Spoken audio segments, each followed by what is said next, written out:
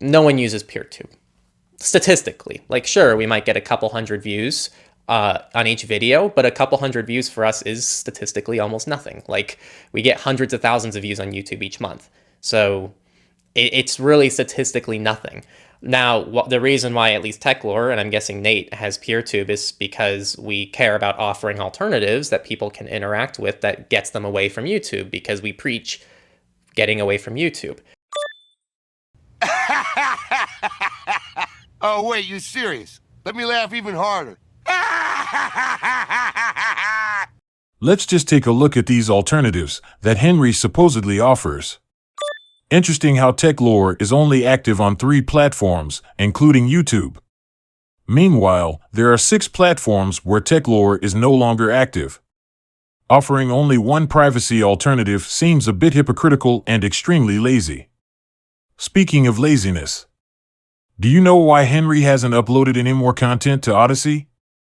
Because the Odyssey autosync tool isn't working.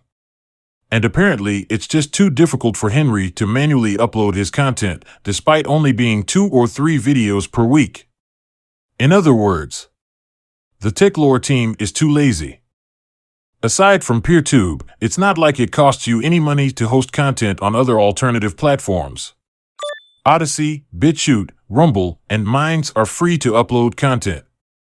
For someone so dedicated to spreading privacy, I would think you'd want to expand your reach. We're trying to reach as many people as possible with the message of privacy, and every little thing helps us. So thank you again for listening. You can't do it for the money, especially when you're early on. And even now, like, we wouldn't be posting to PeerTube and Odyssey if we cared about money. Like, there's so many things that we could do differently if money was the only priority and focus. You can't be in it for the money. If money was the goal, I would shut down the new oil and just stop doing privacy and focus on my day job. That's a good point. I'm not even kidding. If money was the goal, I wouldn't be here. Funny how Nate mentions shutting down his channel, because that's exactly what he recently did on Odyssey. Guess his scheme to monetize his Odyssey comments didn't quite work out the way he hoped. Right. And on my end, there would be so much sponsored content with so many companies. Funny thing is, this also came true.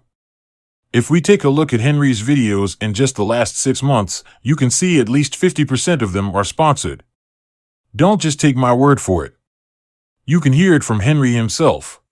I want to thank our sponsor, NoteSnook, and I want to thank our sponsor of this video, NoteSnook, and also I want to thank the sponsor of this video, Krautsec. I want to thank our sponsor of this video. I also want to thank the sponsor of this video. Thank you to our sponsor. Give a major shout out to our sponsor. We couldn't do it with our sponsors. Our gold sponsor. Plus, let's not forget your 10-minute rant on how you're not bringing in much money.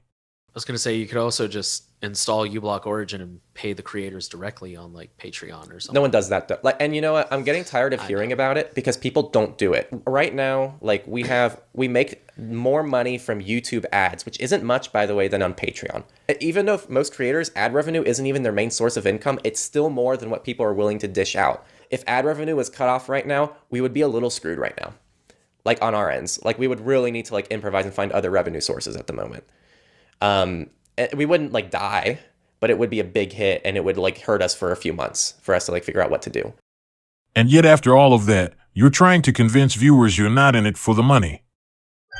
I've been in this game a long time. Don't bullshit a bullshitter, all right? For you guys, it's no longer about supporting alternative platforms.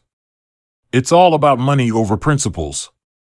All you're doing is consolidating platforms so that all your viewers are funneled to your biggest moneymakers. PeerTube is still available just so you can pretend to care about alternatives. It wouldn't surprise me in the slightest if you dropped PeerTube within the next 1 or 2 years just to further your profits.